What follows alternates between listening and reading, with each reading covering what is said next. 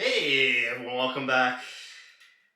It's 996 the Howl. Happy New Year's to my fans. It's been a great year for the channel. Not so much for the Coyotes. I'll talk about what's going on here after I do this. Here it goes. I'm going to do a shot for every win the Coyotes have managed to accomplish in this season up until New Year's Eve. It ended. I'm filming this on the 29th, so it ended with the San Jose game where they lost 8-7 in a shootout, making up for 11 days of no hockey. Just so many goals, the highest goal scoring game in the NHL this season, more than made up for the missed hockey. But this is a thing I used to do privately, not privately by myself, but with friends at parties on New Year's. Um, when I was late teens, early 20s, before I even had a channel, I kind of stopped doing it until its second season. So 2018, I didn't do it, and I just stopped doing it because they were winning more, and it wasn't getting as funny because they were racking up the wins pretty consistently, especially in 2019 where they were first place and then they got Taylor Hall and yada yada. But this season it's a rough one. They've only got 6 wins, so hopefully I can do it. I hate strong alcohol, but I think I could do 6 shots. Not to spoil how many wins they've done if I have spoiled it already. We'll see how it goes. That first shot was the win against the Seattle Kraken 5-4 in the game where I declared that magic does exist. It's not only in Spider-Man movies. It exists. If 4 years ago in Rick Tockett's first season, the Coyotes were 0-11-1, and they picked up a goalie off waivers, Scott Wedgwood, and got their first win of the season to go 1-11-1. 4 years later, in 2021, they're 0-11-1 under the first season of their new coach, Andre Tourigny, and they pick up the same goalie that was on waivers, Scott Wedgwood. He was on waivers 4 years ago and on waivers this season. They pick him up. It was a game where they started Karel Vejmelka, and I was like, okay, it would have been funny to start Wedgwood and get the win. It would be the same scenario as 4 years ago. So they start Vejmelka. He was a brick wall at the time, not so much anymore. They had an Eastern road trip where Vejmelka would stand on his head, but the team could not score for the life of them. And Vejmelka lets in 2 goals on the first 2 shots of the Seattle Kraken. Coyotes are down 2-0 early. They pull Vejmelka. In comes Wedgwood. Coyotes score a minute later, make it 2-1. And there was a bit of a back and forth until finally the Coyotes win it 5-4 in regulation. A game winning goal in the last minute by Lawson Krause. Just unbelievable. And just another magic moment. It's been sprinkled here and there as in the time of my fandom of being a Coyotes fan. I mentioned Mike Smith's regulation goal against the Red Wings. Mike Smith in the All-Star game. I know a lot of Mike Smith. I always repeat it. But Connor Garland scoring off his face with a puck, and then he was all bloody and had to celebrate the goal. Michael Bunting getting called up and scoring 10 goals in 21 games. Just a lot of little magic moments like that, that thankfully there's a little bit of them are still happening. And so the first shot was to the victory over the Seattle Kraken, and we'll go for our second shot here. It was a while between those wins, between the first and the second win. Second win coming against last year's fiasco 7-game playoff series. Their opponent was the St. Louis Blues. A game, and the only game where Barrett Hayton showed up and produced and executed. He got 2 goals, including the game winner. It was a 3-2 win against St. Louis. I was on vacation at the time. Obviously, I missed the 2 prior games because I was on vacation. But it was the last day of the vacation, tired, too much walking. I said, you know what? Let me make a gamble. Let me watch 2021 Coyotes hockey and see what happens. And it was 1 out of 6. It was 1 win out of the 6 wins they've had. And it was a great game. It reminded me of that playoff series against St. Louis last year where they played each other 7 games in a row. Just whenever they faced the Blues, the first time they played the Blues this season didn't go too well because they had tank commander Carter Hutton in net. But this time it was different. It was a more competitive game, and Hayden looked really good. And at the time, I was hoping that it would wake Hayden up, and something Hayden would just show that he's not a bad pick. I'm going to do a video soon on that draft and see where Hayden falls compared to his draft mates. But yeah, I was really hoping that that would wake Hayden up, but unfortunately he hasn't. He got a bit better once Schmaltz got healthy. They're having a good couple of games here, even though they had an 11-day break. But more practice time with Keller and Schmaltz, I think will do good for Hayden. He's on a penalty kill a lot this season, which you would never see under Rick Tocchet. Barrett Hayden would never touch the ice shorthanded, along with Clayton Keller. Clayton Keller and Barrett Hayden are like killing a lot of penalties and on the ice shorthanded a lot this season. It goes to show what a different type of coach what he brings to the table. It's good that your good players are touching the ice more. They're not sitting on the bench getting those fluids in their knees, making them stiff, if that's scientific. Let's go. Let's keep it going here. Going to their third win against the Detroit Red Wings. The Detroit Red Wings game, that win, and it was a back to back. Yeah, the next night after against LA, they're kind of like the exact same game. Not kind of like they were the exact same game. This is for the Detroit win, their third win of the season. I didn't even finish that one. It's getting rough. It's going to get rough. I'm telling you, it is going to get rough. The Detroit win and the LA win, both 2-1 wins. Both games, the opposing team scored early to make it 1-0. And the Coyotes get scored a lot early in the game, maybe the first shot, for sure within the first 5 shots, they're getting scored on. It's a trend that hasn't left the Coyotes all season, except for the win against Winnipeg. But both games are down 1-0. The whole game, the Cows are playing pretty well. They're keeping it even keel with the opponent, competitive.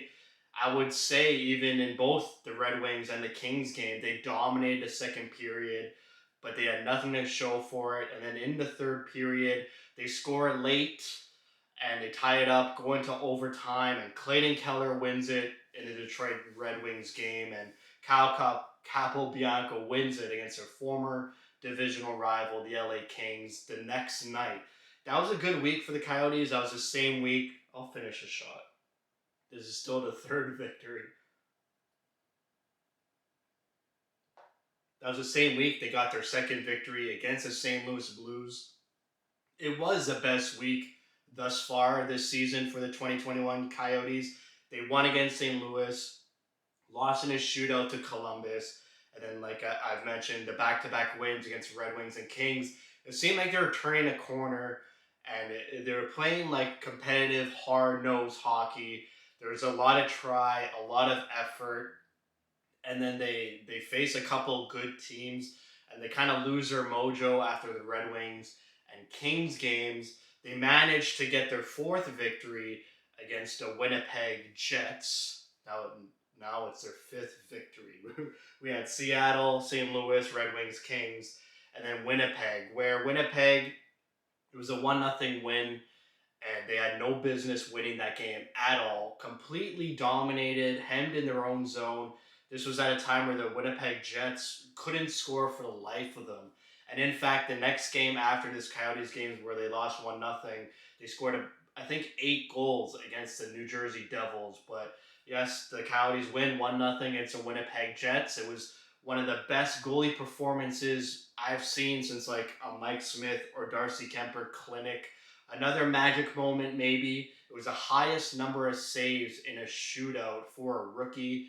46 saves by Karel Vejmelka. Just put the team on his back. And since then, that game kind of broke him. He hasn't been the same since Vejmelka. He's not getting consistent starts anymore. They're riding Wedgwood hard, who, for me, Wedgwood's kind of falling under the pressure a little bit. But they kept doing a goalie carousel between the two for a while, like 5 to 10 games, maybe 5 to 8 games, which I didn't like. I'd rather you ride one goalie. And finally, lately, they decided on riding Wedgwood, but Wedgwood's not really up to task, especially in that Anaheim game and against San Jose, letting in 7 goals on about 22 shots. It was rough, but yeah, that was one of Vimelka's last great performances, is shutting everything down. And the game-winning goal, the one and only goal, was scored by Antoine Roussel from the slowest backhand saucer pass by Louis Eriksson in existence. I'm still not sure how Hellebuck or the Winnipeg defender didn't manage to grab that puck. That puck was so slow across the ice. Erickson was down, skating along the boards, and just saucered it in front of the net, and Roussel had to stick on the ice. And it somehow went in, and that's history. That was her fifth win of the season, even though I've done 3 shots. Have I done 4 shots? No one knows anymore. This might be my fourth one, actually.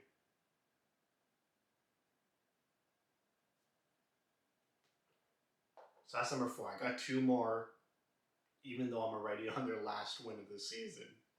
So it was a 6-5 win against the Anaheim Ducks right before the mini pause of whatever is happening. Um, Somehow hockey is still being played. The World Juniors just got canceled. But yeah, before the break, the Coyotes put on a great show against the Anaheim Ducks. Unfortunately, it was on ESPN, and just like the San Jose game on Monday night, also on ESPN. Not really liking that broadcast team, but I just miss Tyson and Matt. Just I love the homerism. I love the bias. I love to see their passion for the team, and it represents the fans. And I just love their passion more. Todd Walsh, he's a bit hard to get used to. But Paul Bizanet shows up sometimes on broadcast. It's just a really good broadcast team. So whenever it's on, the Coyotes are on the ESPN national network, which seems like it's been a lot this season. They had 2 games against Anaheim on national TV, but this one they finally won. It was 6-5. It was a clinic back and forth. It was almost like the San Jose game Monday night, where both teams are just clicking. They scored 6 goals on John Gibson, which I thought was unheard of. The Coyotes scored first in that game by Travis Boyd, and then the Ducks scored 3 goals in quick succession, just a triple kill of goals. And I was like, okay, that's it. 3-1 early in the game. I believe it was Wedgwood in net. Just thought the Coyotes didn't have it in them, but they clawed back. They scratched and clawed back, and it was a very entertaining game. I never thought they could score 6 goals on John Gibson, and it went into overtime, and that's when Clayton Keller just had an amazing shot, had an amazing game. He had 3 points that game. Um, he scored again against San Jose. He's up to 10 goals on the season. Just Clayton Keller's having an unbelievable season. No one's really talking about him. I know it's only 10 goals, but uh, he's going to eclipse 20 goals for sure. And it looks like he's returning to form to his rookie season, where he put up just about over 65 points, I believe, almost 70.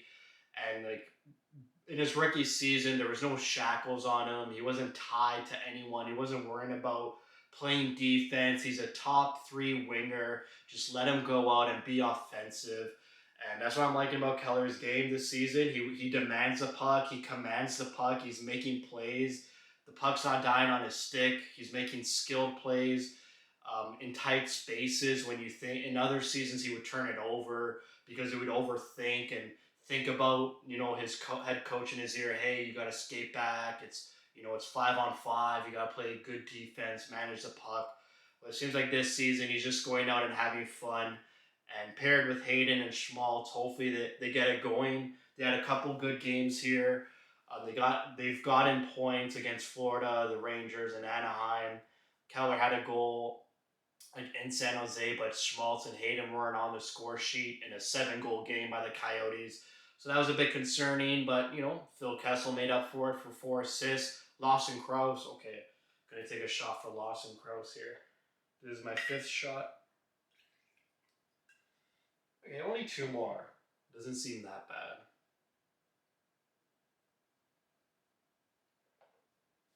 Now only one more. Lawson Krause had a 4 point game. When has Lawson Krause ever done that? I didn't look it up, but I'm pretty sure Lawson Krause has never had a 4 point game.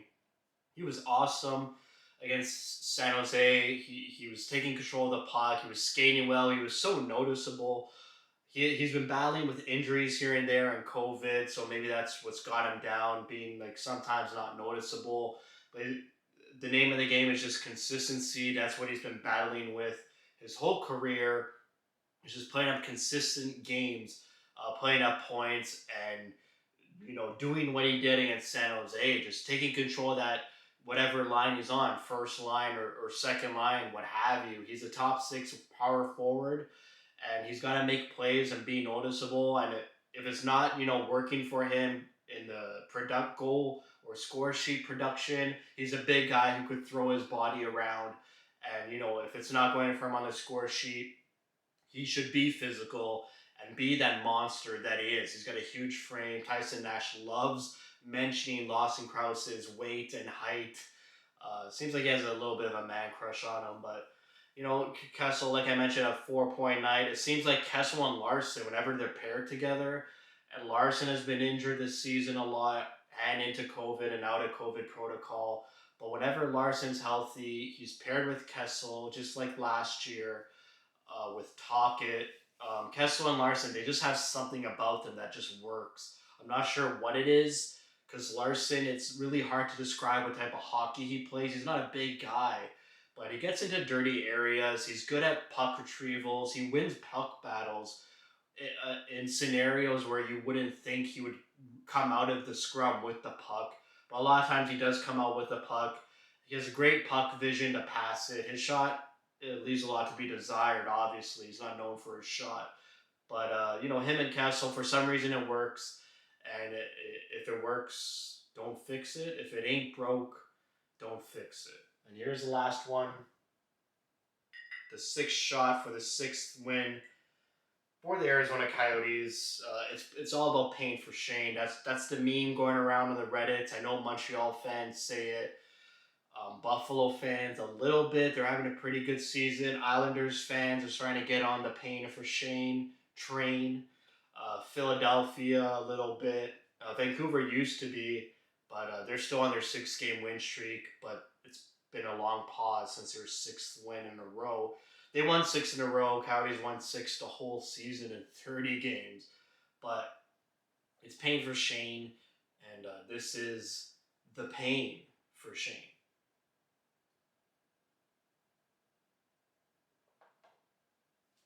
Now, I don't know if Shane Wright is going to be the answer.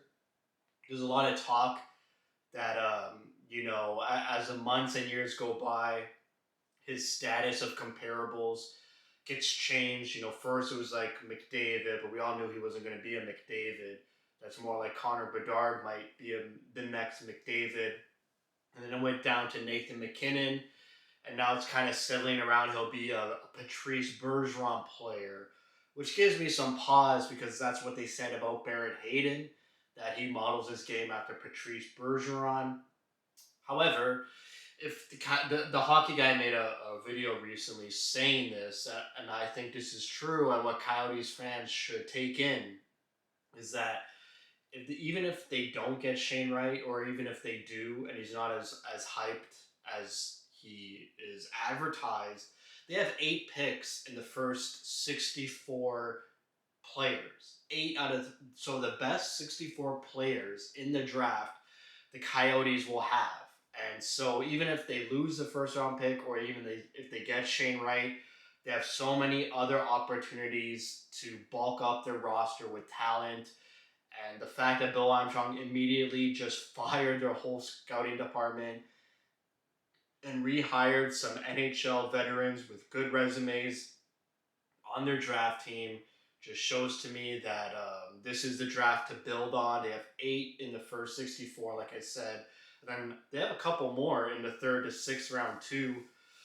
And then we'll see in the 2023 draft. We'll see. It's still unknown if they'll go after Connor Bedard or not. I think they should because he seems like the real deal. Um, I know it's hard for Coyotes fans to like, oh, we have to go through another season of this, but maybe not. We have to see at the trade deadline what kind of trades they make. If they trade Kessel for a 2023 first round pick, that's signaling to me that they're going to bulk up on the 2023 draft again, like they did in the 2022 draft. They got Kessel they can trade. He's more obvious to go. Schmaltz's contract's a bit hard to digest. I don't think Keller's going anywhere. Chikrin's not going anywhere. Craig Morgan has commented how these trade rumors are just baseless and they're not shopping him. Um, what would the GM's job be if people are calling you asking about his price? They see that the Coyotes are rebuilding. They see that the Coyotes are acquiring draft picks. If you're a GM of the other 31 teams, you're calling Bill Armstrong and asking, what's the price for Chikrin? And Bill Armstrong could reply and be like, this is the price. That doesn't mean he's shopping him. That doesn't mean he's going to get traded because I don't think he is. Chikrin's 23 years old. You can still build around him just like Clayton Keller is. Obviously, Chikrin's having a rough go at it compared to Keller. Keller's thriving with this new coach, new system. I feel like Chikrin's kind of crumbling under the pressure. You know, a lot of talk about captaincy was thrown around about him in the offseason, so maybe that's getting to him a bit too much. Whereas Keller was never mentioned in captaincy, and so now he's got the alternate captain A on his sweater. So maybe, Keller didn't have that pressure of saying, hey, I'm the next captain. I need to represent the captain of the Coyotes, whereas Chikrin was thinking that. So maybe just some mental games going on with Chikrin. They could trade Ghost of Spare at the trade deadline. We'll see if Dyson Mayo and Capobianco start to really flourish here. And JJ Moser just had a 2-goal night. Let me take a shot. I don't know what number this is. This is the last one though. We'll do the last. This is a big one. We'll do this for JJ Moser for 2 goals against San Jose. His first NHL goal. Great to see Coyotes players get their first NHL goal and a second one in the same game and a defenseman to boot. Uh, yeah, that was a full one. That was pretty full. But if Moser, Capobianco, and Mayo, even Deneen, it's a lot of Tucson Roadrunners on that blue line. But if they start, to produce offensively and try to, if they just chip in offensively and play good defensively and show that confidence that they could be NHL regulars on the blue line, I can see a move where Bill Armstrong's like, yeah, we got Ghost of Spare for free. We even got picks for just acquiring Ghost of Spare. If we could flip him for a first because he's producing phenomenally, um, he's one of the top point getters on the Coyotes team. Teams love a puck moving, offensively producing defenseman. For sure, he can get a first round pick. Will he do it? I don't think so. It just depends if those guys I mentioned really step it up and take that next step in the middle of this season before the trade deadline. But, I don't think they are. And Chikrin is injured. He's coming back near the end of January. So if Chikrin comes back and still has those struggles, and those Tucson Roadrunner players aren't producing offensively consistently, I can see Bill Armstrong holding on to Ghost of Spare for another season and reevaluate maybe in the summer, maybe next season. But for sure, Kessel, I can see going for a first. He got a 4.9. I mean, he still has it in him. He's not a first line guy. He's a borderline second line player. But, if you have a rookie on your third line as a winger and you could, put in that Phil Kessel there, that's worth a first. I mean, John Shaika, sorry to mention his name in this video, he managed to get a first round pick from Martin Hansel. I believe Bill Armstrong could get a first round for Kessel, and we'll see what happens. So That's it. It's a 25-minute video, about 6 shots. I hope I did 6 shots. I lost count in the middle of that, but Happy New Year to you all. It was a great year for this channel. Try to do some fun things. I got a fun thing happening for their 10th win of the season, which I've been planning a month and a half ago. They still haven't reached the 10 goal mark, but should have some fun there, some more pain for Shane, if you will. And just got a new whiteboard. Gonna get some stickers and magnets and make it more fun and just see where it goes. So that's it for me. Thank you for watching. If you like what you see, spread the word. And as always, thank you for your support.